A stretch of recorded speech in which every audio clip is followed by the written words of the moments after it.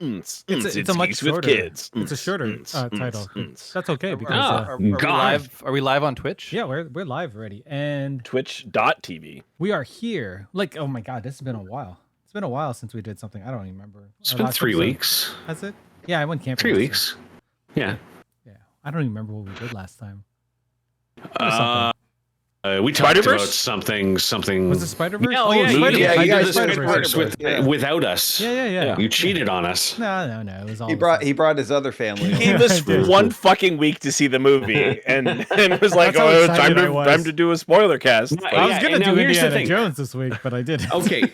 Here's the thing, and I got a bone to pick with you because I did watch part of that, and one of the first things you said was, "I'm here with you guys because for some reason, all the guys on Geeks with Kids didn't go see a Spider-Man movie." Damn straight. It had been out for 3 days. No, it was out a week already at that point.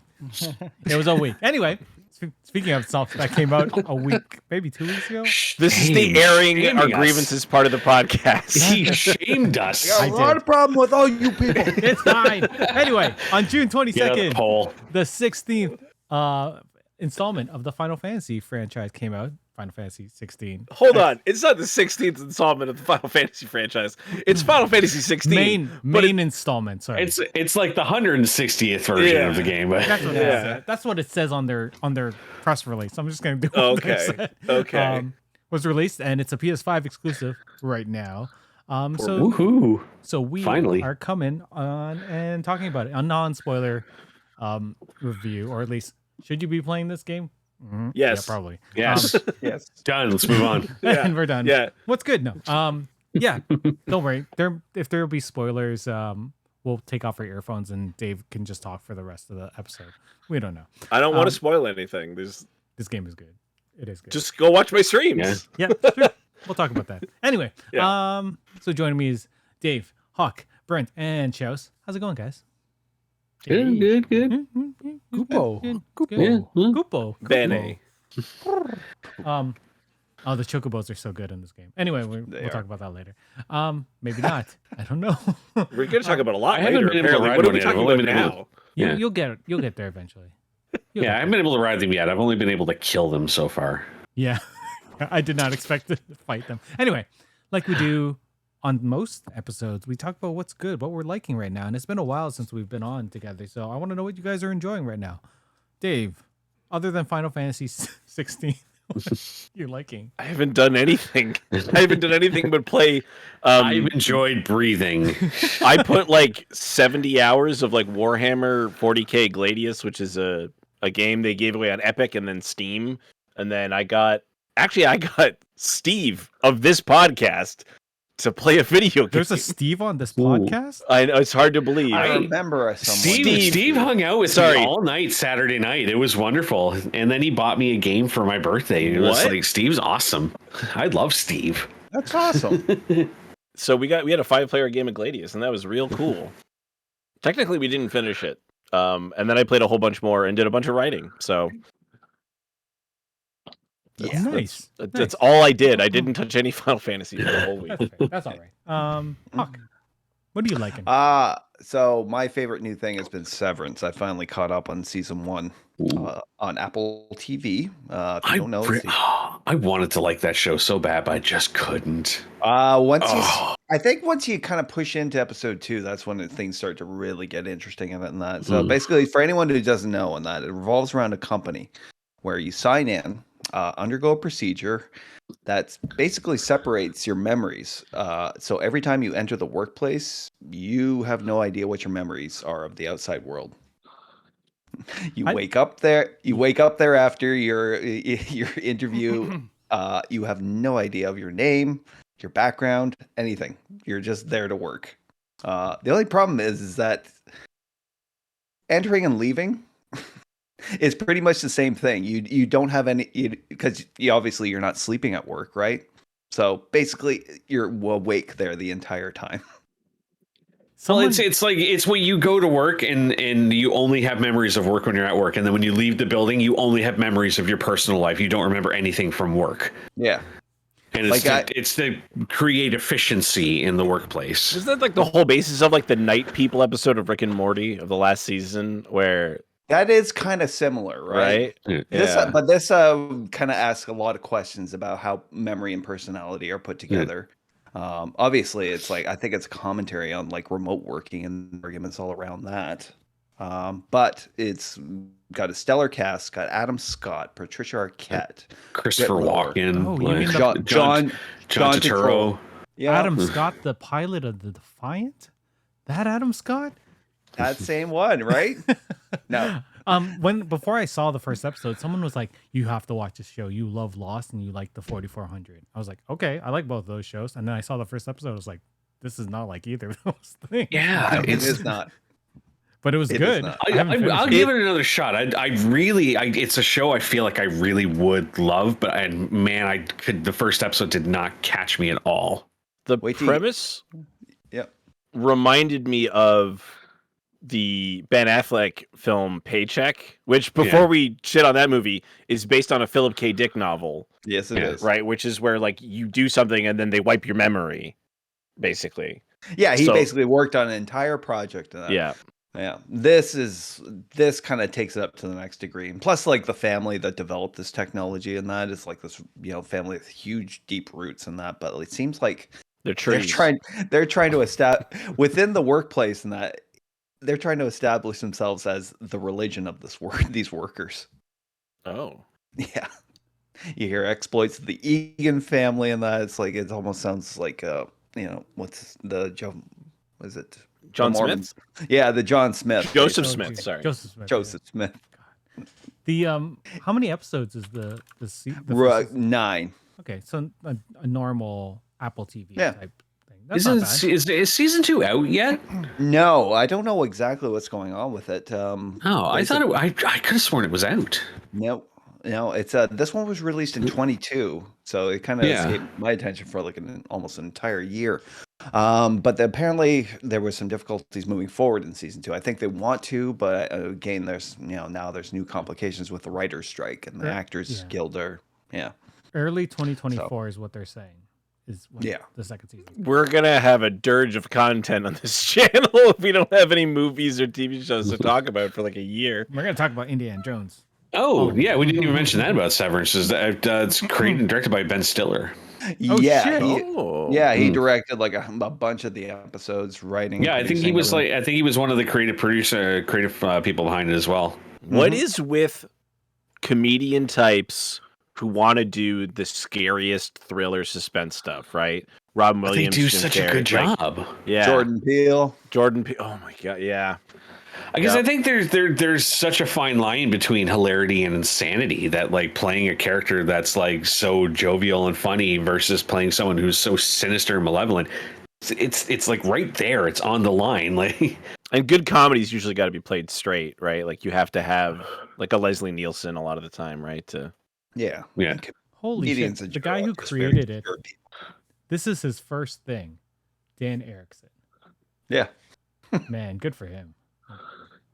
And he totally got screwed on his deal. Then he's making like $4,000 for the whole series.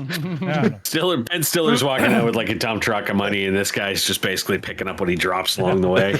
Yeah, awesome. Anyway, before we move on to shows, I want to say happy birthday to Hawk and to Brent. You guys both recently had birthdays.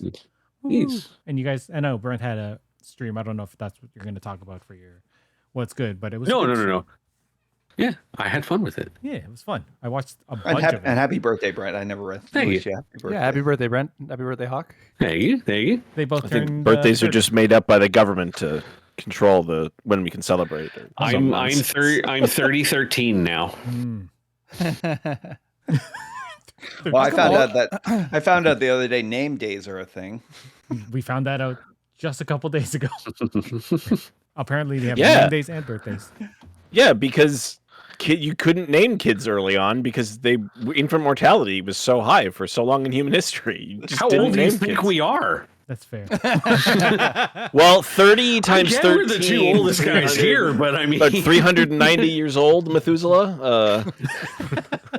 All right, Chels. What's good? What are you liking right now?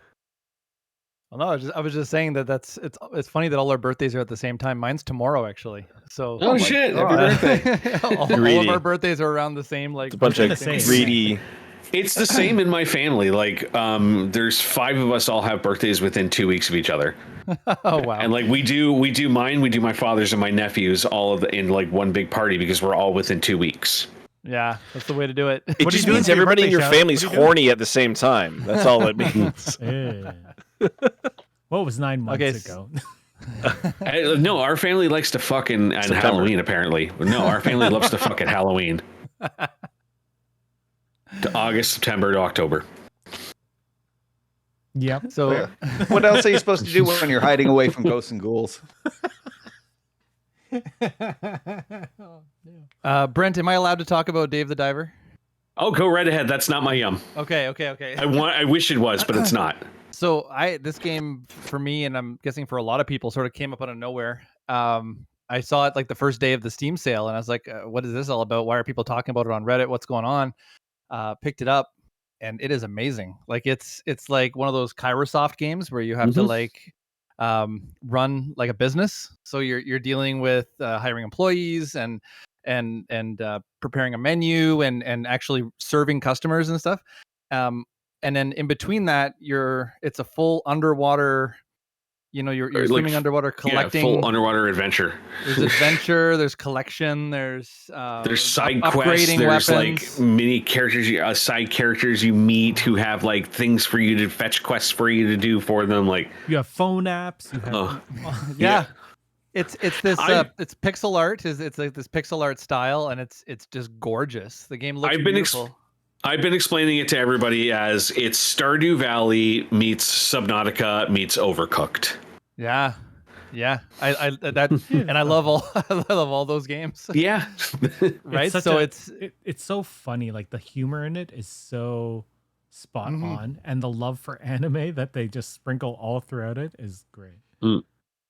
I found it, Eric, because I saw a little pop thing popped up on my screen saying Eric is playing Dave the Diver, and I was like, "What the fuck is Dave the Diver?" And I looked it up, and on IGN, and they had the little trailer for it, and I was like, "This looks fucking amazing! I must have it." Yeah. And I like within 5 minutes, I'm like, "That's it! I'm like, this is my life now."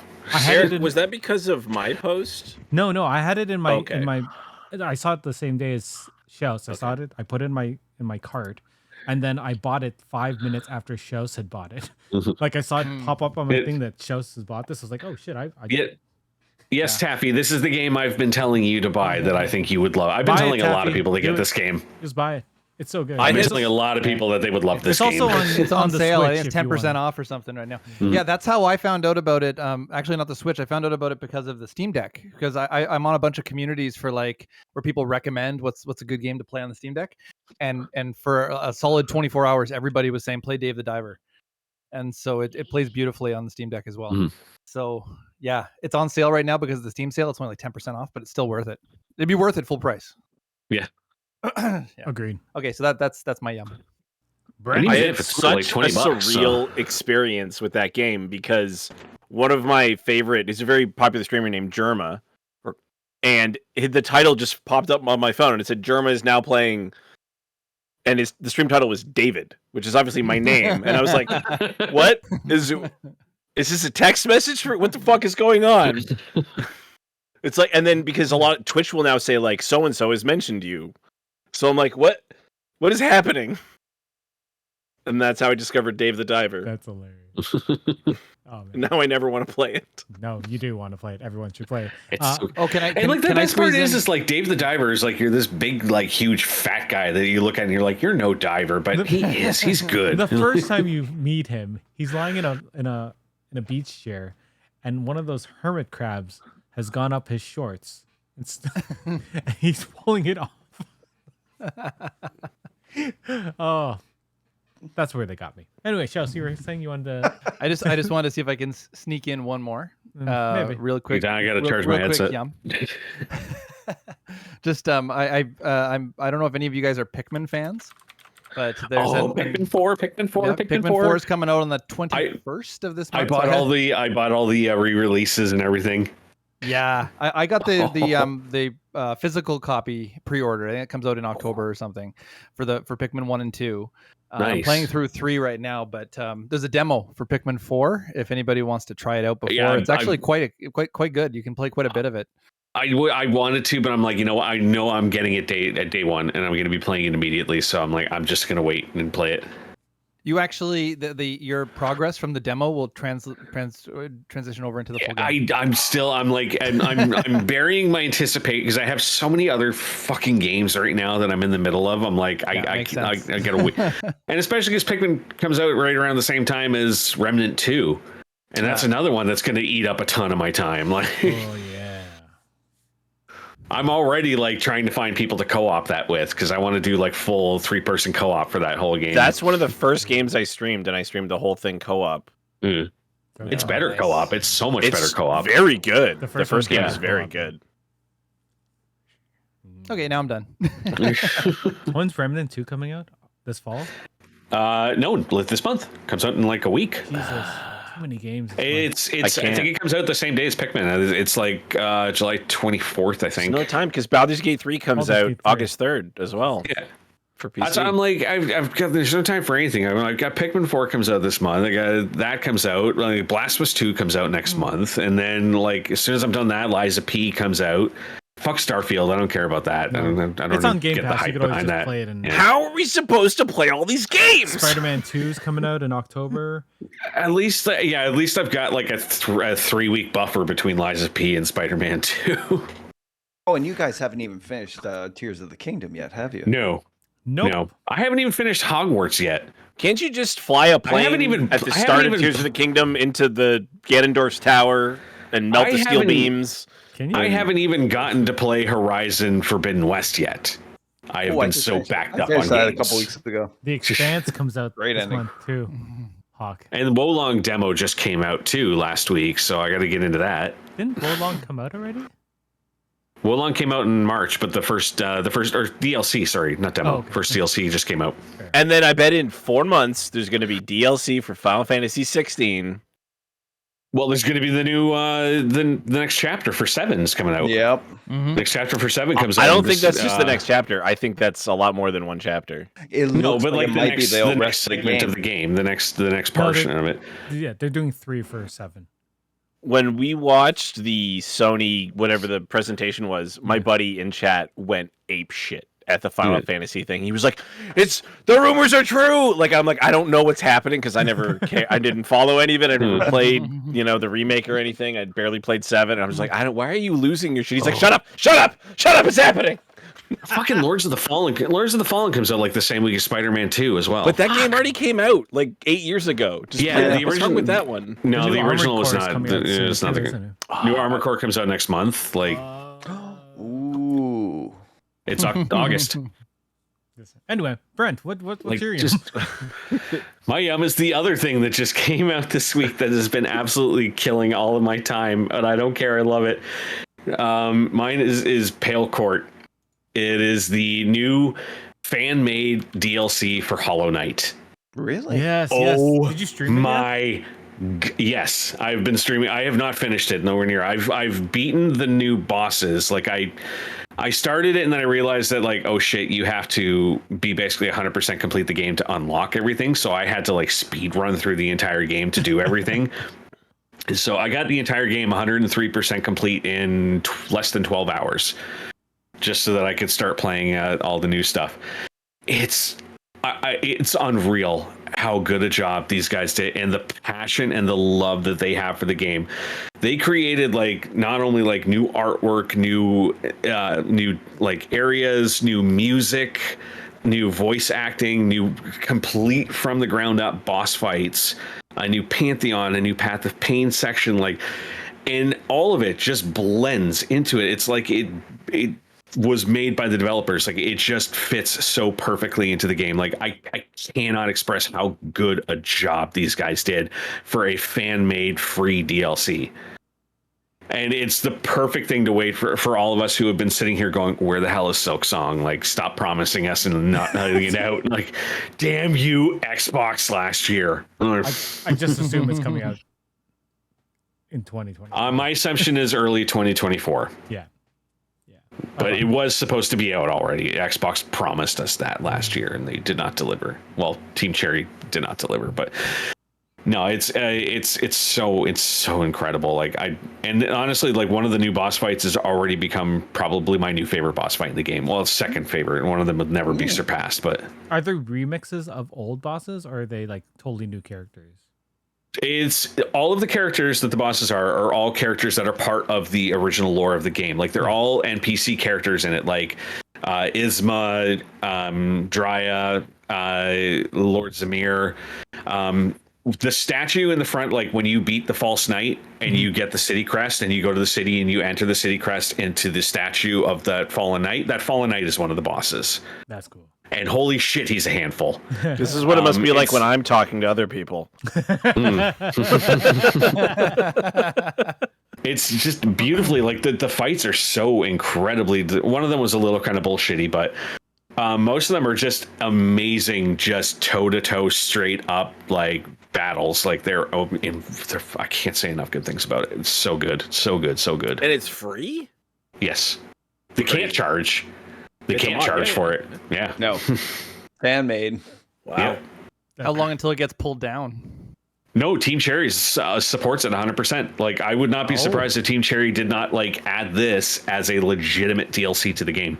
It fits that well into it. That's how you get hired at a game studio, doing that kind of stuff. Like that's you go, yeah, we did this thing. It's crazy popular. We couldn't make any money from it, so. And that's the thing is, like, it took this was 3 to 4 years of their time that these guys spent working on it. And like, I've played a lot of mods since getting PC, and mods are always just take this enemy, put him here, give him more health and a boss name, and that's it. You know, move these enemies around, move this. I've never played a mod that was 100% brand new content. And I've even had, like, one of the voice actresses has been like hanging out my stream watching me play it. Anytime she sees anybody playing it, she's in there like, you know, hey, let me talk to you about it. Like, I want to discuss this. Like, they have so much passion for it that they want to go out and watch everyone's reaction and chat with you and, like, you know, like, what do you think? What do you think? Tell us what you love. Did she record new stuff for it? There's new voice acting for it. All the bosses have brand new voice acting. I wasn't sure. That could have been you, Eric. Music, everything. That could have been you. It could have been. You could have been that voice actress. It's true. You know what else is coming out in October? When we were talking about all the games coming out, Super Mario Brothers Wonder. God. Yes. Oh yeah. I wonder if I'll buy it. Yeah. Yeah. Anyway. I'm sorry. I'm ready for another 3D Mario, not another 2D one. I also would like another one too, but you know, I'll take what I can get. I want Odysseer. What animal does he turn into in this one? What's the suit? An Elephant. An elephant. A very jovial cartoon elephant. All the animation looks great. Like they did. It looks like it's Mario's most hallucinogenic trip ever. Yes, I will agree with that. More so than Super Mario Bros. 2? Yes. Or 3? This game literally. Watch the trailer for it. Like, you eat a mushroom and literally the background starts melting and shifting and waving all over. Like, this game's gonna make Super Mario Bros. 3 look like Super Mario Bros. 2. Oh man. Anyway, Hollow Knight Palecore mod. Go get it. Check it out. It's fantastic. Is it easy enough to find? I'm sure that there's tons of articles about it. I just Googled it. Yeah, I literally, if you go on YouTube and just type in, look for the trailer for it, all the links for everything are in the trailer. You just have to download a program called Scare Plus, and it's already installed into it. There you Fair go. enough. Yeah. I don't know what my good thing was. It was Dave the Diver, to be honest. I guess Diablo 4 is fun to play. I got a horse finally. That's nice. So I'm still not there yet. Yeah, I think you just have to hit level 50 and then you get a horse. Oh, okay. I didn't beat the story, that's for sure. But it's fun. It's yeah. That's It also plays real nice on the Steam Deck. It does. I will agree with that. Mm-hmm. I just went on YouTube and watched all the cutscenes. The cutscenes for are it. I was very, like their animation is insane. I'm disappointed that as many of them as there are like in game. Like not the pre-rendered stuff we saw of that, like that original, you know, teaser cinematic, basically, because every Diablo game, well, even 3 had really good, you know, cinematics, and then this one I feel it's a little bit of a bait and switch. Yeah. To be like, here's one, and then everything else since then has basically been in game. I mean, it's like the game has good graphics, but I'm in Act 3 right now, and it seems like the only time there are cinematics is when there's a memory, and I'm like, okay, but I guess that's. But they're still like in game engine. Yeah, most of the is in game. I really. Am I the only one not playing it? Like, I really want to play it. No, I haven't touched it. I can't justify another $100 game right now. Like, it's fair. There's already so many others that I want to play ahead of that, but I don't know. I think I'll get it when it's on sale. But why would you get Diablo 4? We could still just play Diablo 2 remastered. If I was gonna touch a Blizzard game, which I haven't, like, yeah. As long as Bobby Kotick is the president of that fucking company, I'm not touching a fucking Blizzard game. I reinstalled my Blizzard app recently, and I did not realize that I had all the Diablo games already. Anyway, let's talk about Final Fantasy. Let's talk about something happy. It's or good. Not happier, technically. The darkest Final Fantasy they've ever made. So before we get into Final Fantasy, I want to know your story. Like, what was your first Final Fantasy that you ever experienced? Like, how did you discover this franchise? I'm gonna just go in regular order. Dave. I played Final Fantasy 1 on the NES. Yeah. How did you get it? Did someone just give it to you, or were you like, I want? We had so when I was until I was 5. Remember, this guy said he was just going to say good all day. So good. But like Joey on Friends. So we had an NES until I was 5, and our cousin had an NES, and I'm the youngest of 5 kids, 2 older brothers, and so we would go to my cousin's place, and he had Final Fantasy, and we would play. And by we, I mean my brother and my cousin would play, and my other brother, Harcroft, and I would sit and watch them play. And then there'd be like, when's it my turn? It's like, you're playing right now. Here, like, it is your turn. Here's a controller. It's not plugged in. And we would stay up like all night. I would be watching them play it. And then as I got older, I got a PSP, and my PSP, Harcroft helped me mod it. And so I played Final Fantasy 1 and 2 on there. And I played 7. I had a friend who had a PS1, and I tried 7. I don't like this. And then 8 sucked me in. I had my own PS2. I traded in a GameCube for a PS2 one year. I love you for that. Final Fantasy 8 does not get enough love. I love Final Fantasy. Shit on by too many people. It's so good. The story it gets really bad, especially towards the end. But there's a lot. I mean, I love the Guardian Forces stuff. That's kind of what pulled me into 16. Was like, this looks a lot like 8. Like, this reminds me a lot of 8. The main character, right there, looks a lot like Squall. Uses a big sword. The icons are the same thing as Guardian Forces. I'm really hoping. I don't know. Like, this isn't a spoiler. I don't know if this character's in Final Fantasy 16 or not. But Diablo was the one I always used because he did the gravity well thing. Oh my god, so cool. And then I played 12. Loved 12, never beat it. And then I haven't touched a Final Fantasy since 12. And then I saw this game, and I was like, that's everything I like. Like, it plays more like God of War. It's not... Because I didn't like the move away from turn-based. I like the turn-based. Yeah, I'm agree. But I like the style of this game. Like, it's like... So, I don't know if you were going to explain this, Eric, but I was a big Devil May Cry fan. The guy who designed the combat in this game is the guy who made Devil May Cry. And our main character, if you look at him, he doesn't just look like Squall. He looks like fucking Dante. He does look like Dante. Shit.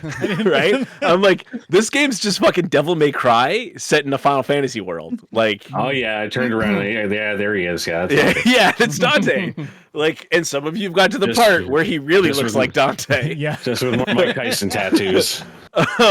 So I was like, oh shit. So like, yeah, I'm like all in on Final Fantasy 16 now, and I'll probably go back and play 12 now, and maybe replay 1 again. But nice. Yeah, that's. I'll ask you what your favorite Final Fantasy after this. Okay. Things. Okay, good. I was just about to say what mine was. We'll there do it top after of that. But Hawk, what was your first experience? First one How did you find out about it? Well, okay, first found out about it through old Nintendo Power magazines about Final Fantasy and that. And I don't know why I was interested in an RPG, but I was really fascinated by this, especially like, seeing like the 3 characters and that you switch, the turn-based combat. But the first one I actually ever played was Final Fantasy III on the SNES. Played the hell out of that game. Didn't go any further into the series other than that until I got my first PlayStation, and that was the game I got with it, was Final Fantasy VII. Which is still the definitive Final Fantasy as far as I'm concerned. Everything else is kind of based off of that. Let's see. I did 8, never finished it, unfortunately. 9, never finished it, unfortunately. And although that was a really good game. Yeah. 10 for the PS2, got that. Took a big break from it in that. I think you didn't play 10-2? I didn't play 10-2. No. That was a weird game. Yeah. 10-2 has the J-pop in it. Yeah, it was. Yeah. The dancing. I got back into the series a couple years ago with Final Fantasy XIV, which I finished, but I still think it's not a great game. Which one was 14? 14 was the bro trip. No, that's 15. 15. No, it's 15. No, that's 15. Oh, is that 14 is 14 is the MMO, A Realm Reborn. Online, yeah, that's what I thought. Yeah. Oh, okay. 15 is the bro trip. 14 is a very popular MMO now. Yeah. Right. Yeah. They've really fixed that one up. Yeah. I tried, like I said, I played and beat 15, but just it's not a good Final Fantasy game. No, it's really not. Yeah. But this one, heads and shoulders. We'll get into that. Don't worry. Yeah. All right, Jess, what's your Final Fantasy experience? So just to make it really short, it's everything minus the MMOs. So I never played 11 or 14. Never really got into those. But when I say everything, I mean everything. 1 all the way through to 16, including Tactics, including the Game Boy Advance remakes, including the when they put all the remakes out on iOS. The Pixel when ones? they there was some collections came out on PS1 with the original games, and then on the Nintendo DS they brought out the 3D remake of Final Fantasy 3 and 4. But when we're talking about 3, we're not talking about the 3 that Hawk was talking about. We're talking about the original 3. Yeah.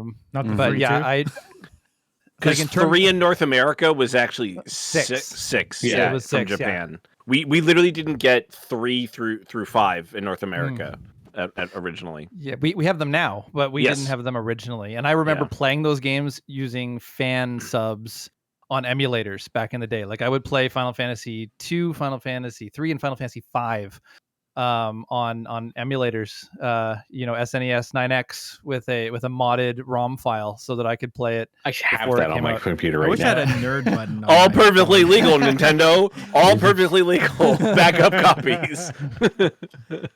And now I probably own like 15 copies of every game.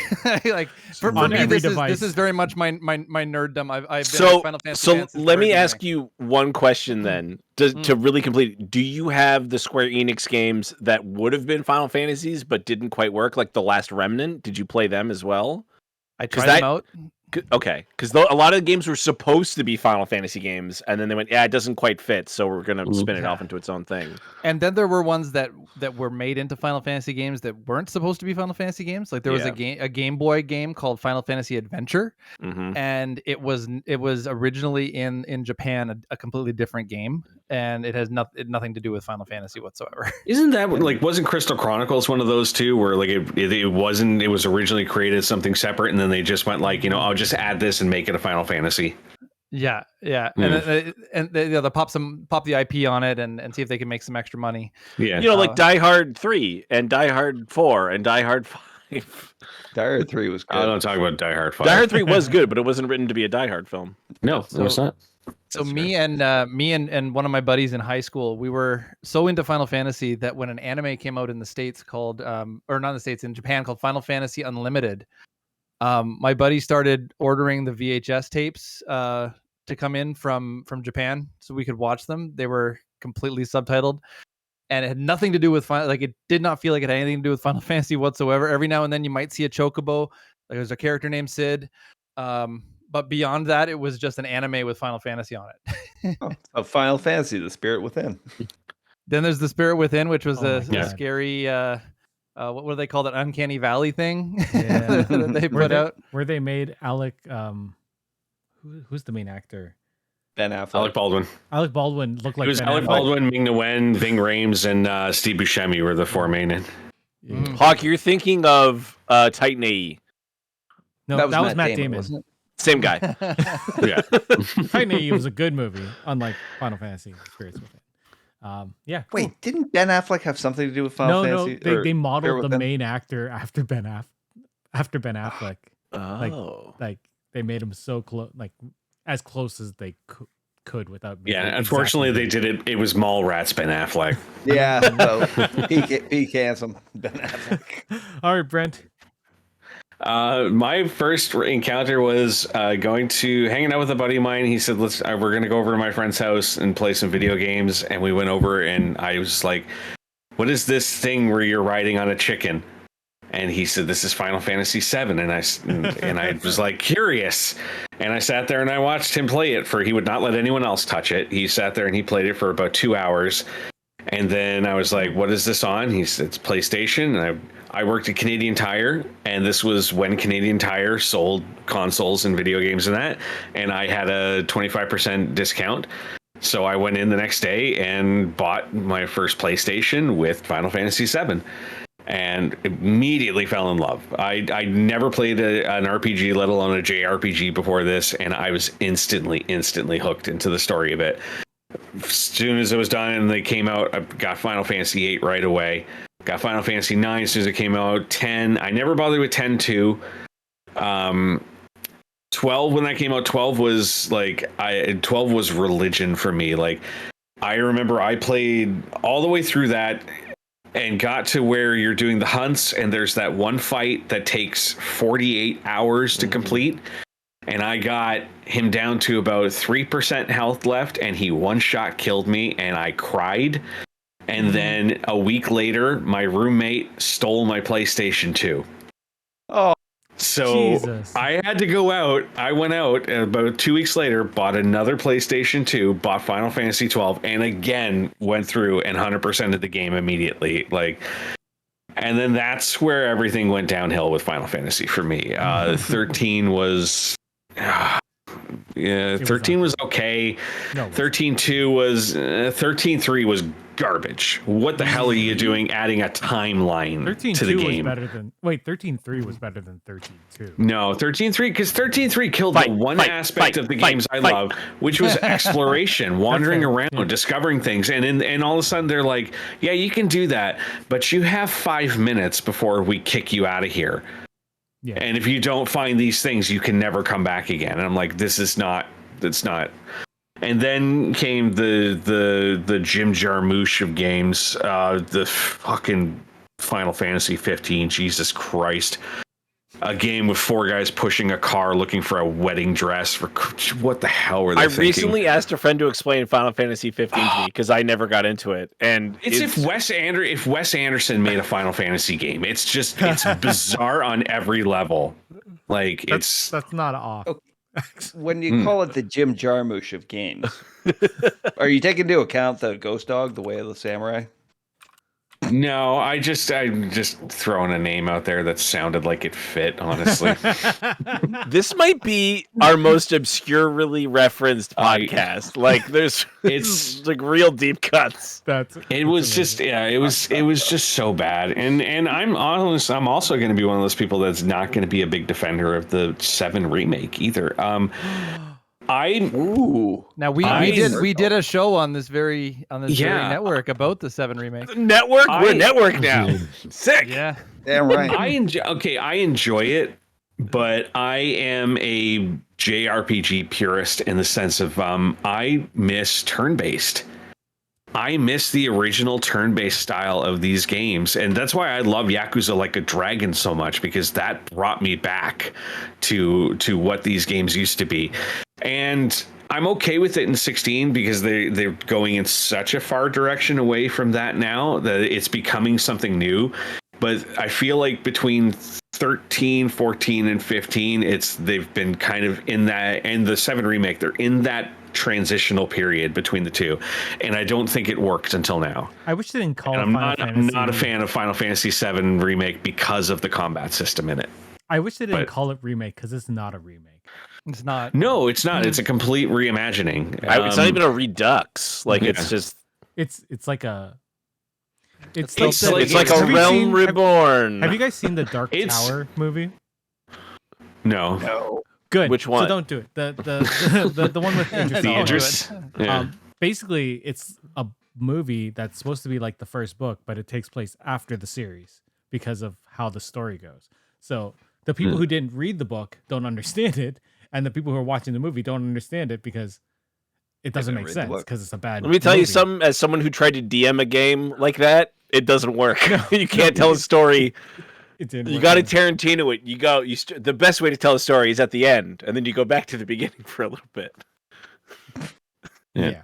I don't know. I'm just like with Final Fantasy VII, with the reimagining or whatever you want to call it. I'm worried that it lost a lot of the luster that the original game had.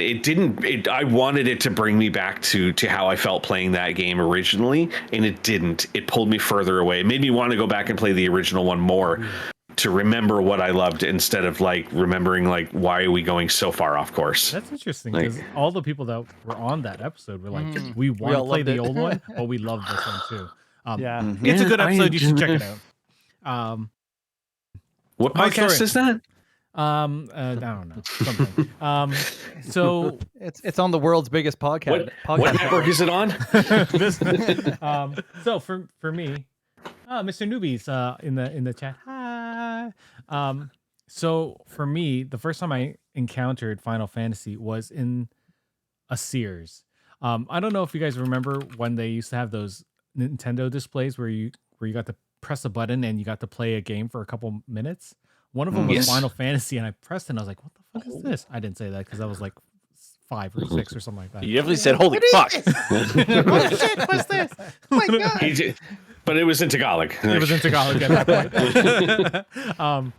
It's a loose translation. So I played it and I was like, this is... I didn't quite understand it, but I liked it. But I never got it because I had to play games that, they got me games that my sisters would also play with me. And you must play educational games. Not educational. We weren't that type of Asian family. You talking Math Blaster over here? Because I did play Math Blaster. Midnight Rescue. But I didn't get into the Final Fantasy games until they released Final Fantasy VII on PC. I didn't have a PlayStation, but they released the 7th one on PC. I remember seeing commercials for it, and one of my cousins had a PS1, so when I went to visit him, he showed me that game, and the PC version was just coming out then. So I got it in West Virginia. Nope, Virginia Beach. Born and raised. Yeah. On the playground. And then in the churches is where I spend most of my days. So I played Final Fantasy 7 and 8 on PC because they released both of them on PC, and then I played 9 on my roommate's or housemate's PlayStation. Played 10-2 on my roommate's PlayStation 2. 9 again, PlayStation 9. I think I bought a PlayStation at that point. Then I played all of them except for Final Fantasy Online. I really liked Tactics because it was on the DS. Yeah, DS. And I had a DS at the time when I was commuting. So I played a shit ton of them. And now we're here. I even played a little bit of Realm Reborn. It's okay from what I played. Critically acclaimed MMORPG. Final Fantasy XIV. I played it when it first free came until level 50. I played it when it first came out, and it was not that great. Well, that's because you had to play the Realm Reborn version. Yeah, that's much better than everybody. That's fair. Yeah, before it was reborn, it wasn't that good. Yeah, it was just a shitty realm. So quick fire. What's your favorite Final Fantasy game, Dave? 1. Hawk. 7. Shows. 6. Brent. 12. Me. 12's good. I want to say 9. I really like 9. So say it. It's a really 9. good one. I'll go with 9. We have a nice spread here. Is 6 the one where you suplex the train, or is that 5? Ah. Okay. Yes, it is. 6. Yeah, okay. I don't remember. 6 that. is the one. Oh, 6 is the one I've always wanted to play because that's Doom the one, Train, right? Yeah, Doom Train. Oh shit, I forgot about that. 6 is the one that everybody like always talks about is the best Final Fantasy game, and I've always been meaning to play it. It's the one that was 3 on the Super Nintendo. So, but 6 inspired 9, Yeah. if I'm not mistaken, and then 9 inspired 12. 12. Yeah. But 12, what I love about 12 is just Star Wars, and I've told many people this before. Because you play as this like little boy who's got blue eyes and blonde hair. You have to rescue a princess, and you're assisted by a sky pirate and his berserker companion. And you're takes place in the desert, and you're caught between an empire and a rebellion. And there's a knight that trains you. Like, and I'm like, Jesus Christ, Star Wars. And yet, the first time you walk out into like the open world, the first thing you encounter is a Tyrannosaurus Rex for some reason. And it immediately kills you, and you go, "Oh, I gotta run from that." Over in the chat, we got Mr. Newbie saying Final Fantasy IV is his favorite, and Taffy Devil said 8. You know, 8 is really good just because of the card game. Like the card game and the mute bum bum bum bum bum bum bum bum. The card game. I used to play the real cards, and in high school, me and some buddies would actually buy the real cards from what was then Electronics Boutique. Oh, and is now GameStop. But we would buy the actual cards, and then we would play it like on the cafeteria table. I suspect Steve still has those. 8 was such an acquired taste for me at first. Like I did not like it the first time I played it. It took me a few times to really get into it, but then once I got like by the time you hit like disc number 2, I was like, this is incredible. Like, remember that my generation wasn't as separated like jocks and nerds and stuff. Like everybody played video games basically. Yes. And it was like the gangs were 7 versus 8. Like that's how we aligned ourselves.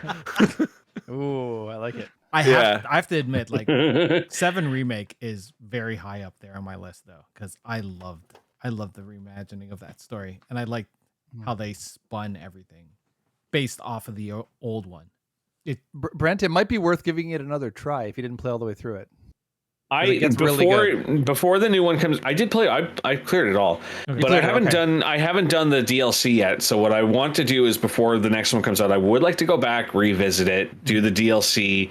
I'd like to check out Crisis Core as well before the new one comes out. So I'd like to get caught back up. It's not that I didn't enjoy the game. It's just that it didn't grab me the way that I wanted it to. It didn't bring me back to that nostalgia the way that I thought it would. It just, to me, felt like a brand new cash grab kind of game. Like I saw the love that was put into it, but it just didn't bring those feelings back for me. We'll do a Final Fantasy VII episode before the new one comes out. I feel like it's worth it. Anyway, I want to ask: is your favorite Final Fantasy your favorite JRPG as well?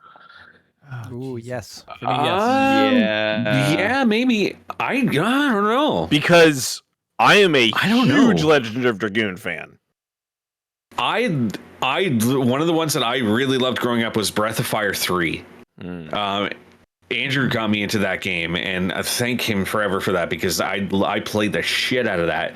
But honestly, right now, I think I might lean toward it's Final Fantasy 12 or Yakuza Like a Dragon. That's my favorite JRPG. I play a shit ton of Chrono Trigger. So yeah, Chrono Trigger is very popular. Chrono Trigger was good. Yeah. Earthbound as well was a really big one for me growing up. Yeah. Now I have to think about that. God damn! Like I've yet to run a D&D game in a Final Fantasy setting. 16 is really making me consider it, and I'm already stealing things from 16 to put in my game. Nice. But I ran a full like level 1 through 16 Legend of Dragoon D&D game where I custom rules and like all this stuff. So, and now that it's out for PS5, I'll probably stream that next. Nice. I started it. It's so good. So, Final Fantasy XVI is set in the fictional world of Valisthea. It's a world divided into 6 nations, and the power is divided amongst these crystals and dominants, who are these people that, we can't see the map. It's your back. I know. But it's okay. You can see Clive. I should just go grab my map. Hang on, I got mine. What a name for a protagonist, Clive. So these dominants act as the hosts for the Eikons, which are basically the summons of this game. And then this game is very Game of Thronesy. I want to talk about the story first. And really, this game. Oh my god, I don't even know if you guys aren't at this part. The story is so good. Oh, I like that smell when you first open it too. Yes. Also, yes. So the nation. Definitely not healthy. Side note. Why would they give you a cloth map on a game where you don't actually explore the world, where you just click on where you want to go? Someone clearly doesn't care for classic RPG things that like Baldur's Gate that you get a cloth map for. Oh no, I got my cloth map for Final Fantasy VIII somewhere. I'm going to print off the little icons that they have on the map in the game. Yeah. So I can They put also them gave on me the this fucking one. map, the cloth map, and just move it around like they do. So This was sorry, I got this too. This was a pre-order thing, but I didn't pre-order. But she was like, I feel bad that you're spending all this extra money on the game, so she gave me the little cloth badges and that. Yeah. Those make more sense once you figure out what they are in the game. Yeah, those would be useful with that map. Yeah. Anyway, so the nations are warring about stuff. Control, obviously, and they start off by warring. There's like the blight is causing the nation's amount of land to shrink. Right? There's like a famine or some nations kind of plague. need only go to war to acquire more land. It's a perfectly legitimate reason to go to war. It's just to acquire more land. Yeah. Like it's, because all the lands are like all the resources are drying up and becoming barren, so they're trying to relocate. Anyway, as the player, you guys are Clive Rossfield, and you're following his adventures. He's the guardian. He's a prince in his realm. He's the guardian of his younger brother, who is the icon of the Phoenix. And then shit goes down. Game of Thrones shit. Game of Thrones. Yes. So this game is very obviously inspired by Game of Thrones. What did you guys think of the story, at least so far as you've gone in it? I'm going to go with the people that are less in the game, Brent and Shows. Either one of you. I've been loving it so far. Like it is 100% Game of Thrones. Like, I mean, even just from like the whole like patriarchal like dissidence between the characters and like in the early stages of it. I'm absolutely like I'm hooked in it. This is the first Final Fantasy storyline that's gotten me since 12. Like I haven't given a shit about a storyline in one of these games since 12.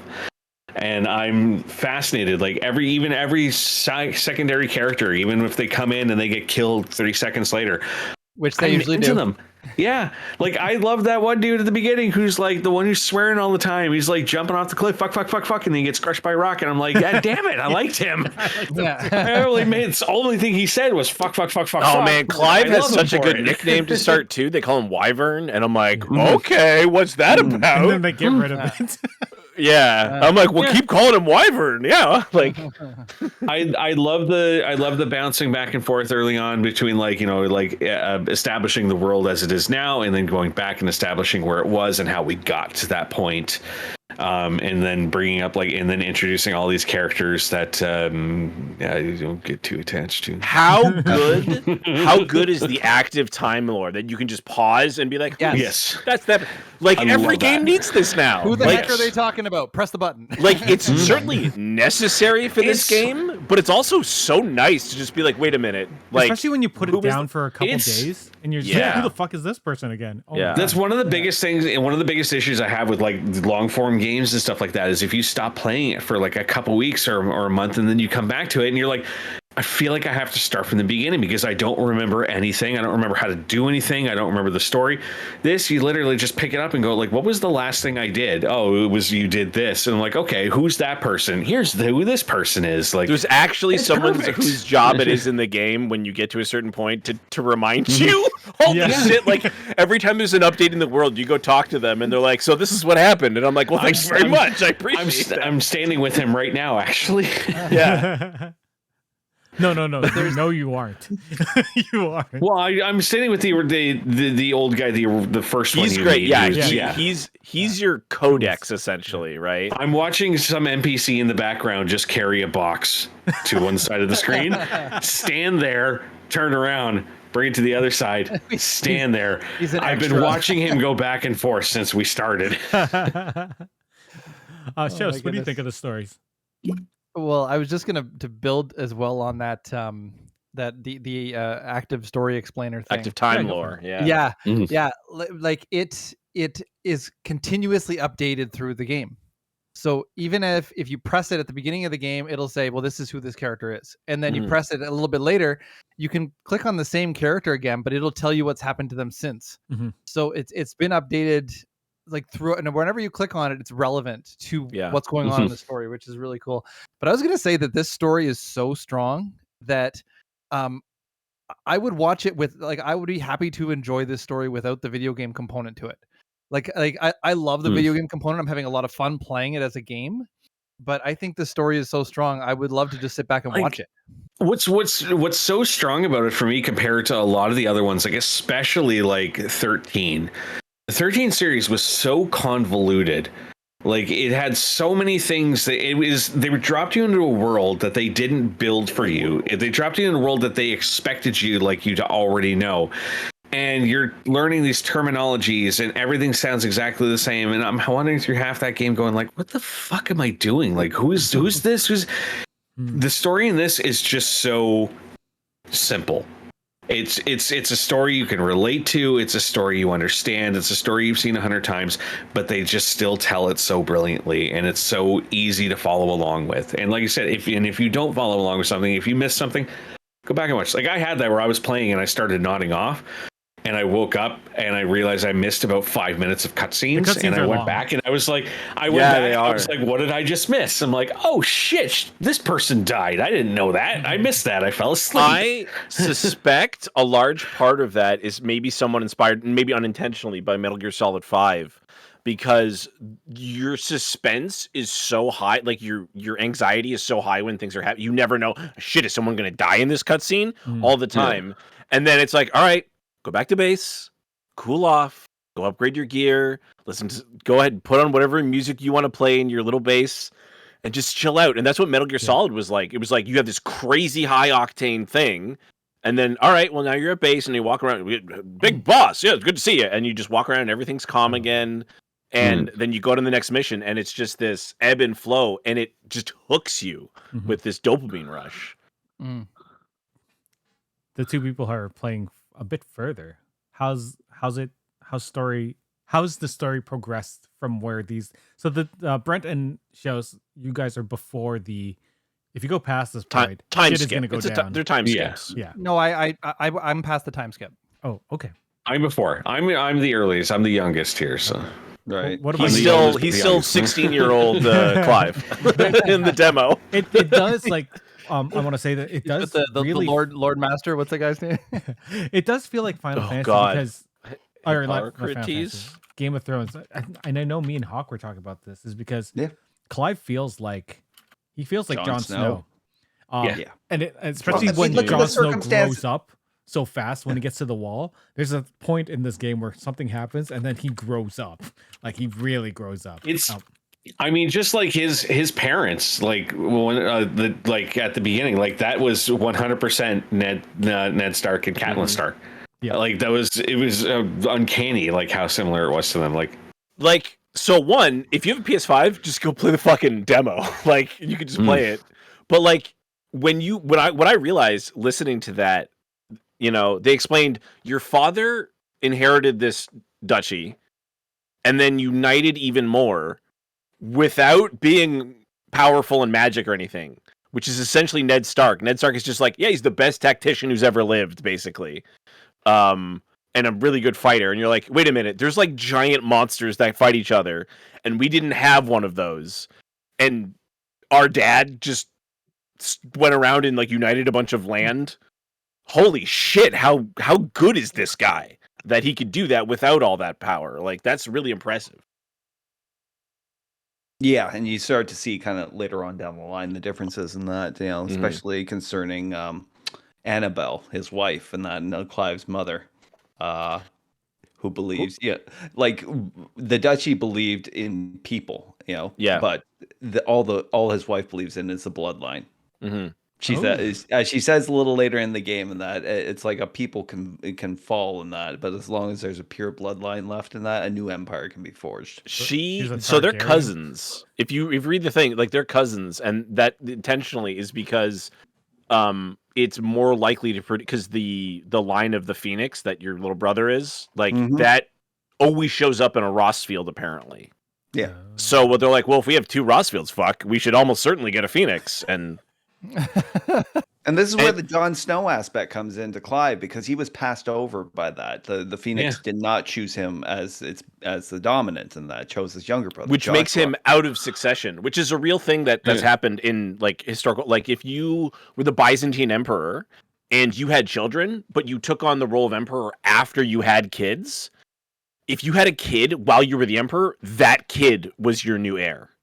Like these are like legitimate things that like we've experienced through history. So like I always try to look at the historical basis of things, and I was really surprised because I was like, wait a minute, your father's an archduke, but he runs a duchy. An archduchy was a way to get around not calling yourself a king in the Holy Roman Empire.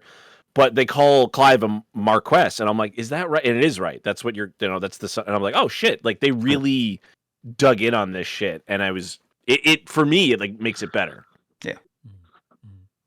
No, and again, like the Jon Snow comparisons, I just love the fact that like it's like his father still dotes on him regardless, but his mother's like you don't have the same power. I don't like you. Like, piece of shit. Yeah, you're a nothing to this family. Like, yeah. I like you guys said earlier. Like this story is probably one of the strongest in a long time, if not the strongest. I don't even remember the last time I was really into the Final Fantasy story this much. 12. Also, maybe? the whole what are the for someone again? I haven't played for a week, so terminologies are lost. But like it's the dominants are the ones who possess the powers. What are the other ones? The ones who have like they're called bearers. They're part the bearers. the bearers. That's it. Yeah, that's So those are people who can cast magic without Yeah. the aid of a crystal. Yeah. Yeah. As I was about to say. And they're being persecuted Sorry, because the people who need a crystal are jealous of them. Yeah.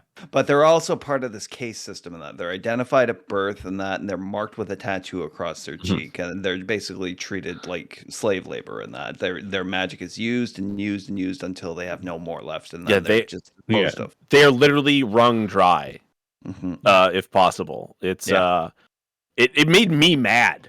There's like a couple of scenes where there's like I remember because my buddy will play and we'll be talking, and he's like, wow, Clive's being really brutal in this conversation, and then I got to that conversation, I was like, not brutal enough. Nope. Like these people are fucking terrible. Was it with yeah, the, like, was it with the supervisor, child? like- Was this? Yes, it was a little girl. Oh my god, that like- made me so like- angry. Yeah. Like the one shot too, where like there's the one bearer, like when the bearers have used their magic so much, and you just look at their limbs and they've gotten like blue and rigid, and like it's almost like their limbs are dying on them. Like That's inspired by Ser Jorah from Game of Thrones, right? Because that whole storyline where he gets grayscale and then Yeah. right, because that's all like he's giving his life up to Daenerys. This whole thing. But I remember playing in the demo, and I walked up there's some stairs in your castle, and it says slave, and I was like, what the fuck? And the kid's like holding a crystal, like making the water flow, and I'm like, what? Like, what are we gonna find out in this? And of course we do. But at that moment I was just like, Jesus fucking Christ! Like this, I thought this game was dark, but I know it was gonna be that dark. Mm-hmm. Yeah. This is the darkest of the Final Fantasy. This is the darkest timeline. This is the best. And you were saying, Dave, this is the first rated R Final Fantasy, right? Well, M, but yeah, M. it's rated R. R. It's the same thing. There's no nudity though. Like, have we all finished the game? We don't know. He might. there's a lot of. It's not even side boob, but there's like you see it in the demo. You see Benedicta like in bed with certain people, and I'm like, man. You might as well, if you're gonna go M, just fucking go for it. If you want to make a Game of Thrones, there's like a sex scene in it, right? There was Sorry, Hugo and Benedicta, right? He pretty much just nails her to the wall. Yeah, literally. He is the dominant of Earth. Yep. Oh, he's a dominant. He's a Titan's dominant. He's Titan. from the Delmec region. Republic. They are a republic. They have a prime minister. Yeah, I had to figure out all the politics of everything, trying to wrap my head around. Good thing we have that timeline thing. Active time lore. Oh man, his title is like a permanent economic advisor. Yeah, yeah. Because you could ruin the economy if you wanted by just smashing shit to bits. Yeah. So I know that we were talking about how a lot of us are keen on the old type of turn-based strategy for JRPGs, but this game is very active in its combat, and it's like Dave said, this feels like Devil May Cry. What did you guys think of the change? Like, I know Final Fantasy VII had a lot of people were upset that it wasn't turn based, but I thought the combat was pretty good. This takes it to a different level. What did you think of 16? Let's start with Dave. What do you think of the combat?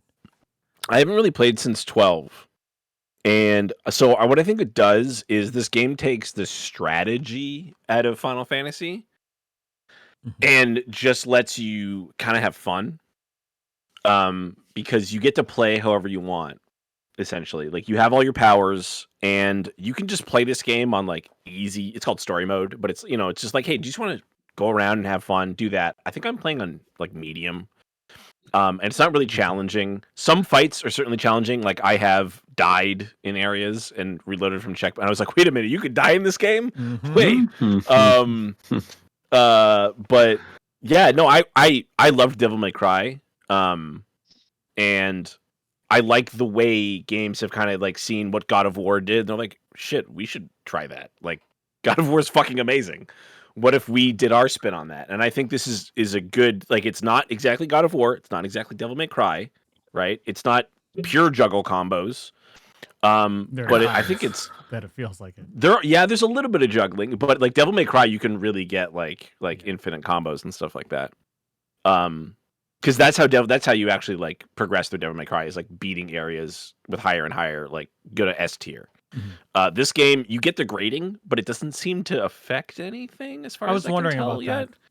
That. I kind of wanted it to, but I also don't want to have to like replay things. But you can replay, like the game is designed, like there's a thing you go to in your base, and you can just go replay events in like certain levels. I really like it. The game has essentially set up. There's certain areas that are like dungeons, like classic Final Fantasy. You'd be like in a dungeon, although you could leave them. But this game is like, once you're in, and you got to like finish it. And it really heightens up the tension and really utilizes what they've designed this game to do, is just like run through enemies and do what's essentially what you do in Devil May Cry is you're in this area, beat all the enemies between these areas as you unlock them, and then beat the boss, and then stage clear. And it's so satisfying. Hawk, thoughts on the gameplay?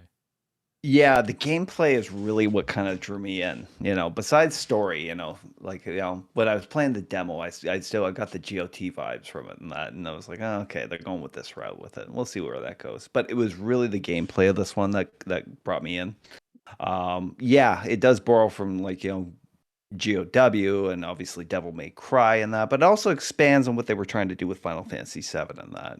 Now, in this game, you're locked into the one character, Clive, and that. And really, that's enough for this game and that, considering like, you're pulling off these combos, but also you're gaining like new abilities, like, throughout the game and that. So I think you have access to what, 5 or 6 of the Eikon abilities. Right now I've got 4. More to come in that, but yeah, the combo system is like crazy. You can spend hours just getting into that. And the weird thing is, you can play this game if you're only interested in it for the story, and you should be, because it's an excellent story in that. They give you these accessories right off the bat, which could allow you to just play it as if you're just playing a story in that. Which I'll get into. I'm using them. Yeah, like the one ring that lets you know when to hit dodge. The R1. Yeah. Like it's that is just an invincibility ring as far as I'm concerned. I had to take it off at some point because like I don't want to play it like this. I want some challenge to it, and I'm getting it in that. Although it's like I could still get some more challenge out of it, because I seem to be going pretty good. I haven't really come close to like ever dying. But I'm still having fun. Shows, what do you think of the gameplay? Really, just what these other guys are saying. Like it's just a lot of fun to play. I'm gonna second the previous speaker.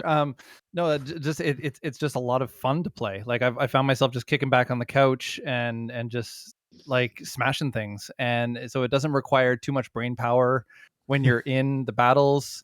So you can save that for the story, and you can have some fun playing the game, and then the story sequences you just kick back and enjoy them. And it's different from other games, but I think that's okay because we still have those other games to play if you want to go back to those. For sure. Brent? See, the addition of those charms that you can use to age you, and that to me is that was the game changer in this for me. I play enough Dark Souls, Lies of P, all these games. Like I've got my challenge games. I want my story game. I want to focus on the story.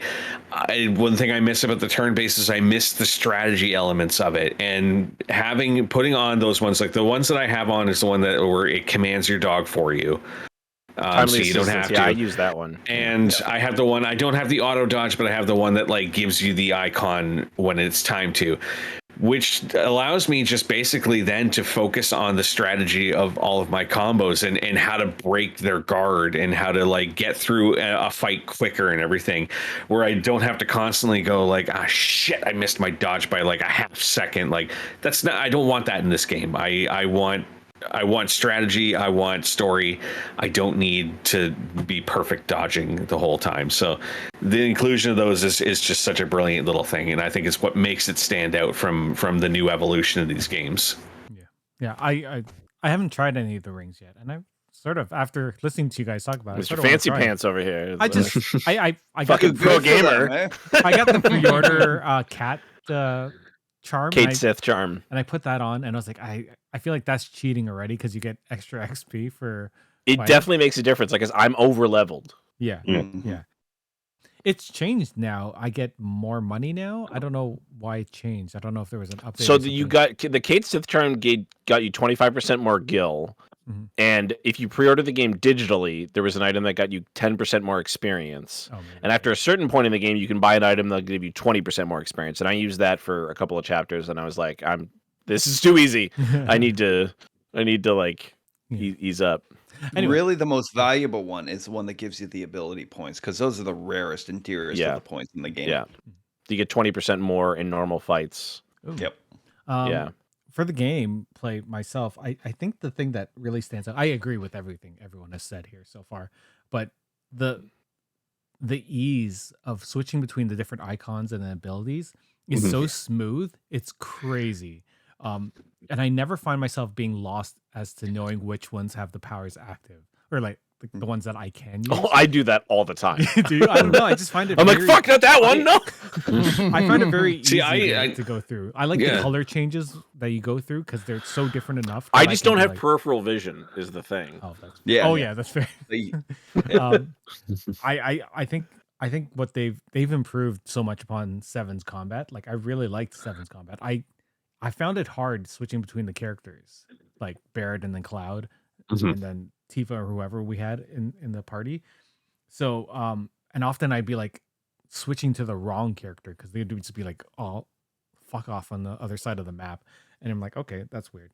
But this one, like, just controlling Clive and the dog is enough right now for me. I really find it very good. I find it very smooth. Yeah, I think there was a real tough narrative decision to only ever play as Clive, because you've all played the missions where you're like, I could be Sid here. I could be I could totally be Jill for this chapter or 2 chapters or whatever. And part of me was like, I kind of want to try that game too. Yeah. But it's a tough choice to be like, do we do that or do we just stick with this and make it as good as possible, right? Like, no one's beat this game, right, in this group yet? No. I don't even think the person I know who the furthest is has beaten it yet. I'm getting the feeling that we're gonna get a Last of Us moment where you're gonna switch into a character just for shits and giggles later in the game for like a couple minutes. I don't know. So please let it be the dog. Is it gonna be the dog? So in the demo, it felt weird because you play for like Joshua, 2 rooms. You play as Joshua. Yeah. And I'm like, everything about this, but the media about this game is like, you're Clive Rossfield. That's the main character. And I'm like, why am I playing? Also, in that moment, you're so OP as Josh. You're like, that guy's dead. That guy's dead. Shit. You're healed. Yeah. That guy's dead. And I'm like, why am I even playing this? This could just be a cutscene. So he plays so different from Clive too, which is crazy. And I felt like that whole thing was. I felt like that whole thing was to basically set up like the difference in power between like the dominance power versus the bearer's power. Maybe. Like the dominance power is always going to be like one shot dead. But you're dominant. That's the problem where they're like the whole game. He didn't possess the dominant power at the time. Like, I mean, he had it, but he didn't know how to utilize it. Because Clive only has magic. Technically, he's only a bearer because his brother gave him that. Right? He has the gift of the Phoenix from his brother, so that's how he's able to cast magic. Or is he? Yeah. But it did feel weird where the whole game, like a big part of the game is like he's like, I'm just a bearer, and you're like, I've seen the box for the game. You're not a bearer. Like, I've seen the trailers. You're clearly, a dominant of some kind. You might at some point turn into a bear, but you're definitely not a bearer. Yeah. So many of the other Final Fantasy games, you've often just gone off into the world and just gone around and gotten XP. But this game, you're really centered around your home hub, and then you're going off into these different sections, which is really a depart from the games. But each of these sections have pretty big maps that you can explore. What did you think of this change in that type of gameplay, Dave? The home. So what I realized, it took me a while to realize, because I was in an area and there's there's like a bunch of castle walls, and then there's a town, and then and I was like, what is going on? This is so weird, these castles. But the maps are like an approximation, essentially, of a wider world map. So like there's an area where there's a town, and then you walk through a field and there's another town. They're not actually supposed to be right next to each other. And what I realized is they just took a page out of Dragon Age Inquisition's book, and there's like points on a map, and you go to that map and it's got all these things in it, and you can do all these activities. And there's story, obviously there's like story parts, and I really like that, actually. Instead of making a bunch of smaller areas where you do like, oh, here's one tower and you fight that tower. It's like, no, here's a big area. You can run around, do all your quests and stuff like that. There's plenty of places to teleport to between them. But it took me a second to wrap my head around what they were trying to do. But I like it. The maps are gorgeous in this game. We're going to talk about graphics soon. Hawk. Yes, same. Although I was a little frustrated because I thought, okay, it's following that model where they kind of push you, through like the map to just story driven, like kind of points and that, not as open world as they kind of promised it to be in that, but like at the same time, like once you start opening up areas and that, you can pretty much like within any area in that, you just walk from point to point, and that makes it a huge map. So I'm really liking it. I'm hoping that there's more kind of like secrets kind of buried out there within the map, because when I look at it, I notice that there's areas still shaded out that's like that are accessible, and it's like, oh, I just haven't gotten to that part yet, and that. So I've gone back to sections where they've let you, like they used to have a lock scene or a lock symbol, and now it's open. I was like, oh. Yeah, the story hadn't let you into that section yet, but so far I'm enjoying the breadth of it and like just how big these maps can be, and the fact that you just can go out and you can just go fight if you need to level up. You can just go out and get ability points and try out crazy combos. Dave, you didn't talk about the home base. What did you think of that? I didn't even. It's use great. Of it, yeah. Oh. I get tired of running around the base, though. Like, I wish I could just teleport to different, because I think like Final Fantasy was D&D. They're like, fuck, we don't have any money. We'll just make a D&D game. So when we're playing or running D&D, we don't have to walk across a map to go talk to a different vendor. So sometimes that bothers me a little bit. I'm like, I just want to talk to this person and leave. I don't want to have to run down 3 sets of stairs or whatever the fuck to talk to the blacksmith and then go, oh fuck, I forgot to talk to the nun. I got to go back upstairs and get some bread or like whatever the fuck you got to do. Like, there's even like when you first get to Sid's hideaway and you're like, move those planks 5 feet. I was like, fuck off. Like, deliver this food. Go get me dirt. You could throw this plate at this person. Yeah. He's like, I really need someone to lift this stuff. You've got a helper right there who's doing nothing. He's like, yeah, but I need you to do it. Like, really ingratiate yourself with these people. To know if I can trust you. That's right. I can only trust people who can lift planks. So, Hawk, any thoughts on the hideaway? Same complaint. Most of the vendors that you do have to interact with are localized together in that, but then there's these times where it's like there's an engineer called Mid that you have to go talk to in that, and it's basically like way the hell at the back of the map. It's literally called Mid's Dungeon. Mid's Dungeon. But you have to go up a flight of stairs and then roundabout. It took me forever to find her on this one time. So yeah. Yeah. Shows. Uh, Oh, sorry. Hawk, were you done? no, yeah, I'm good. Shows. I don't mind. I don't mind the idea of just having a hub and going from mission to mission. I feel like the idea of this open world, most of the open world was just used to travel between places and to grind. You just walk around and try to build up your levels. So if the idea is let's take away that traveling component and give you other dungeons that you can visit to do that grinding part to work on building up your character, I have no problem with that. I agree with the stuff on the with the home hub, and I'm thinking of the Fire Emblem games are really good at when they take you to your home base, they just give you a menu. So as soon as you go to your home base, there's a menu and you can choose, weapon vendor, item vendor, like you can choose whatever you want and it just immediately teleports you to wherever you want to go. And so I got kind of used to that because I've been playing a lot of Fire Emblem in the last few months. And then it's like, okay, well, now I got to walk over here and up the stairs and around and everything. So That's fair. Brent. I don't have a problem with the hub having to run around and do stuff. I mean, because it's not like it's a super huge area or anything. It's not like too much of an inconvenience to have to do that, and it's not like you're there all the time or anything. That doesn't bother me. That I kind of talked to Dave in one of his streams about this. Is my issue with the open worldness is like, is there? I don't know if maybe at some point in the game there's more to it, like in the other games, like when you had things like hunts, when you could go and like there's a billboard in your main hub and it's like, well, there's this dangerous creature out there killing things and you can go out and you can find it. They do have that good, because so far I found the open world has been just kind of pointless. It's 12 with loading screens. Yeah, I've been wandering around a lot, like in exploring every nook and cranny of the map, just looking to see if there's like, oh, is there something here that, that's like a surprise or something that like a new hidden area or anything? And there's not. Like at this point in the game, it's just like, oh, there's another item. Oh, what is it? Oh, it's 2 gil. Yeah. And then sometimes things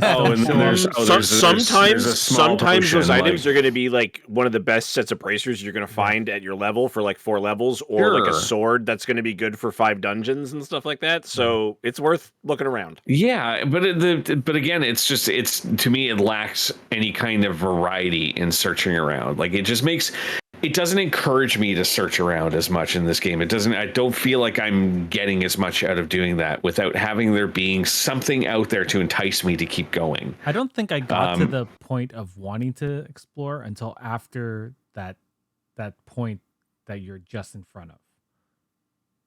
Okay. Yeah. I don't know if that helps you. I think it's just the Diablo 2 player in me where I have to explore an entire map before accepting any I quest. think everyone does that. Yeah. That's 100% me. I have to. There can't be any fog on my map. Everything has to be fully explored. Everything has to be like opened. Mm-hmm. It's OCD at its finest. Like. No, I agree. No, but yeah, I hope there's more to come. Like there's more, because so far like the side quests have been a nice little distraction from the main story, but they've all really been very like, I dropped my diamond at the bottom of that ladder. Could you go down the ladder and get my diamond for me? And it's like, man, the ladder's right there. I genuinely suspect that what you're looking for is actually going to be at the end of the story. Is like, we're going to finish the game and then it goes, congratulations, now go finish cleaning up the world. There's all this garbage. You got to go clean all these side quests, because every time you finish a level, it's like, well, there's 2 side quests. Maybe there's 3 side quests. I think the most I've had is 5 at one time. And I was like, well, I got to do those before the next story. And then sometimes there's no side quests. Yeah. So I think that's how they're gonna do maybe like an end game content kind of thing, where it's just like, hey, you're level 100. Well, now you can be level 120, and we're just gonna add new monsters to the map. I just feel like that's been my biggest complaint about the game so far, and I've said like maybe it's because I'm still too early in the game that nothing's really opened up. But that's one of the things I always loved about Final Fantasy games was the amount of extra content there was to do if you wanted to take a step back from the main story and really explore and really do a lot. This game doesn't really have that, at least to the point where I'm at right now. It doesn't. And I miss that. There's a section in your home hub where it shows all of the side quests. This happens a little bit later from where you are, and it'll show that there are there are green quests in different cities and stuff, so you can actually go there and grab. And them you can there. teleport straight to them. Yeah, I love it. Which is great. I agree with everything you guys said. I can't really add anything other than I like that the home base sort of expands a bit as you go along the story, and that It's not static. Yeah. Yeah, there are things. It's growing. It's constantly growing, which it's cool because it makes it feel like you're living in this world. So that yeah, I don't mind it. I do think that once the home base expands to the bigger size, there's a lot. Like it takes a while to walk around it, and it is quite a bit. I'm just getting the sense that Brent is not an Act 3 Diablo 2 hater, because that's the worst act where you got to go get potions and the guy's 20 minutes away. Then you got to go repair your gear and they're down here. Yeah. Then you got to go buy TP potion or scrolls and like they're another half a map away. Yeah, I didn't like that. It's not even that. It's just I like having the option of variety and stuff in games. Like that's again, like I'll go back to like what it is with like Yakuza that I love. And in Like a Dragon, it's like there's constantly side quests that you can do, or like there's a school that you can go do testing to upgrade your skills, or you can go do these little side jobs for this guy and make money, or you can go to these shops and you can help them procure. Like there's always something to do. There's always something in the game. Whereas this feels like it's once it's like I do the 3 fetch side quests and then it's like. Okay, I guess it's back to the story again. That all might be intentional because they don't want you to be 12 levels above where you should be. No, but and I agree. agree. Could be. You just have to grind the shit out of it, right? Yeah. Like Legend of Dragoon or something. But I just think it's intentional, and that's a design choice, right? Like you can. No, and I agree, and I think that's why all the mobs on the map, whenever you fight them, don't give you that much experience because they don't want you to sit there and grind and go like super over leveled. And I like that because it means that they have expectations in this game for you to be at a certain skill level at certain points, which makes the game that much better designed for me personally. And plus, you also have to take into account there's New Game Plus as soon as you beat it, and apparently this hard mode they call Ultimaniac. Jesus. And you need to do New Game Plus to get the platinum in this game. Yeah. Now, apparently, the Ultimaniac mode, you take way more damage than you can. Like typical enemies can take you out in a couple hits. I platinum Final Fantasy 15, so I feel like I have to platinum this one. If you haven't tried it yet, try the fucking Berserker ring, because so many things in this game make you feel like a badass. Game. But that's a great ring. Oh. When my buddy was like, "Yeah, I used the Berserker ring," and I put it on, and I went, "I don't know what does it do." I'm fucking so cool right now. What does it do? What does the Berserker ring? It just turns if you get a parry, or sorry, if you not a parry. If you get a perfect dodge. I don't even think it has to be perfect. If you get just a pretty good dodge, you just beat the fuck out of the enemy. Because instead of getting like 1 hit, you get like 7, and it like totally changes your like precision. That's the word. It's the precision dodge bonus. You get like way more hits. It slows down time. Yep. And you get this little cool slide, and as you burst into flames and start attacking, and you do all critical hits too. For about 3 seconds, awesome. You can deal damage to an Adamantoise on its side during that. Oh, stretch. That's so cool. It's really cool. So this is the first game that of the Final Fantasy franchise that is strictly on the next gen or current gen, current gen, the PS5. What did you guys think of the visuals and the sound design in this game, having it be the new generation? David, this is your first. This is like you bought. This is my first PS5 game. I haven't. PS5. I haven't. Yeah, I know. It's like the last time I was on the podcast, I didn't have one. I bought a PS5 for this game. I haven't played Ghost of Tsushima yet. I specifically didn't play it on PS4. I haven't even loaded up God of War. Not even Ragnarok, just God of War on my PS5. This game is fucking gorgeous. I almost wish I could turn down the particle effects, because there's so much going on. My PlayStation has not overheated from any of the cutscenes. Are people's PlayStations overheating? Yes. Really? That's but if every time I see the videos, they have like vents blocked, and I'm like, well, of course it's overheating. Well, right? If you throw a towel over your PlayStation 5. They've got like wraps and stuff on. They're box in the closet. They're trying to use it as the PS3 George Foreman grill. So there's very minor things that kind of bother me, and they don't bother me. It's this cuts they had to make the game look as good as it, because the game doesn't really. I'm playing on a 1080p TV. I'm not even playing in 4K. So my game should run fucking perfectly. And I'm playing in not performance. I'm playing in the whatever the other mode is, so it looks better. And I haven't played yet. I haven't turned off my motion blur, which I can't stand. So the fact that I've made it like 100 hours into this game with the motion blur is a testament to how good it is. But there's things like when you walk and you're like, there's no footprints. You never like have an impact on your environment, right? You don't walk into a bush and it like, impacts you or anything like that. Mm-hmm. It's all very just like, it's just there. Which is, like, it's a choice. And the game is very large and is loading very large areas very quickly. Mm-hmm. So it's not like a complaint. It's just, this is where they cut corners. So there were times when I was like walking in water and the water doesn't even like, it just like kind of clips through your feet. Oh. And I was just like, ugh, it feels weird, but I'm like, I get it. 'Cause when are you even gonna go here? Also, I hate invisible walls, and this game has tons of them. But it is fucking gorgeous. Like it really is fucking gorgeous. I wonder if they did that, like they limited the graphic fidelity for certain things like that, because this is eventually going to come out on other platforms. I think this game is going to look fucking sane on a 4090 on PC in like 2 years. Like, I don't know if they're going to put that stuff in. Like, they may not have just ever put in footprints or anything like that, but it has the potential to be one of the best looking games on the market right now. Didn't 7 Remake have like footprints and stuff?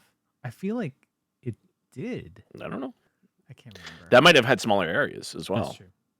The maps weren't as big as this one. But yeah, the game's gorgeous. Music, fucking love it. Holy fuck, are you buying the record? Like, it's coming out on vinyl. Like, it's. I'll talk about the music for me. Like, especially because Final Fantasy 1's my favorite. So when there's that Final Fantasy 1 flair, I'm just waiting. Every time I beat something, I'm like, play the music. Play the goddamn music. I need my fix, man.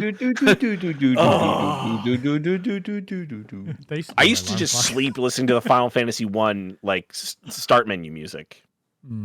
It's some of my favorite just music in general in life. So yeah, I love it. Hawk, visuals, and audio. Yeah, I agree with you that I think they put a limit on the graphic. I think like for the PS5, they probably could have gone further. Because I mean that's always been the goal for this game. It's like faster. Yeah, but to be able to play a character with a visual quality of the cutscenes, that kind of made like the scenes, so the series so famous. I don't think they're quite there yet, but they're very, very close in that. I mean, like as you said, I think they made some concessions because I think they probably want to port this out, at PC or probably maybe even Xbox at some point, because I know they've done that before.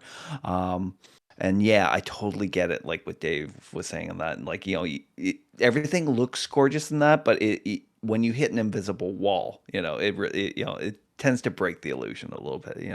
It's not as immersive as it could have been. But at the same time, still looks amazing. Still plays well. Music is just gorgeous. And like you guys haven't even hit the rock music yet. That's true. When they get into fucking like, there's like thrash metal in this game. Yep, I know the scene you mean. Ugh, it's so good. Am I gonna have a control moment where I'm like, all of a sudden gonna be in like that maze and it has the best music in the game? You're gonna go like, this music couldn't go any harder, and then it goes fucking harder, dude. No. I want to go play. Yeah, it has to keep up with like what's happening on the screen at that point, right? Yeah, it's a real Devil May Cry moment, actually. Like all that shit is very much so. Yeah, shows visuals and audio. I love it. It's incredible. It looks so good. Sounds so good too. Interesting. It's the shortest answer, so we can go play. I want to go play. We've been talking Final Fantasy for like 3 hours. I want to go play. You should have your Steam Deck there, and you should just be playing it. I should. I did not think that far ahead. But for our viewers and listeners, this game is gorgeous. Mhm. It's so beautiful. Yeah, I'll side with Hawk in the sense that I think that there was definitely some concessions, obviously, that were made. The biggest one for me is just like I found a lot of the NPC characters when you're talking to them aren't nearly as well designed as a lot of the other characters. They look very like, especially the big oafish guy that you meet early on with Sid. Like when you talk to him, he looks right out of PS2 generation. Like there's some work that needs to be done on that. But is the lip syncing real bad on your game too, where they're so I was talking to Clyde the other day, and I'm like, what the fuck is happening with their mouths? The lip syncing, just the lack of features. Like I find some of the NPCs, like they really kind of, they took a backseat on really giving them a lot of definition. But I mean, I think you have to make up for that because like, I don't know if this was something that we were going to talk about separately, but god damn, the Eikon fights. The most beautiful, cinematic, insane things I've ever played in it. Like we talked in Star Wars about like all of those sequences and everything that like made you edge of your seat, like heart pumping. Like every one of the Eikon fights in this game is that. We'll talk about like favorite parts. We'll all pick a favorite thing that we like in this game so far. Personally, petting the dog. I agree with everyone about the visuals, the audio, except there's a lot of incidental music, like when you're just walking around that I don't like. It's just like synth. You don't like the in scene music? No. Like when you're walking change around, it. when you're walking around like in the open map, and it's just like bum, bum, bum, bum, and it's like a single note on a synth, and there are times when I'm just like, oh, I don't like this. That's because it's trying to unsettle you. Yeah, no, but that music you're listening to is specifically in an area where things are not good.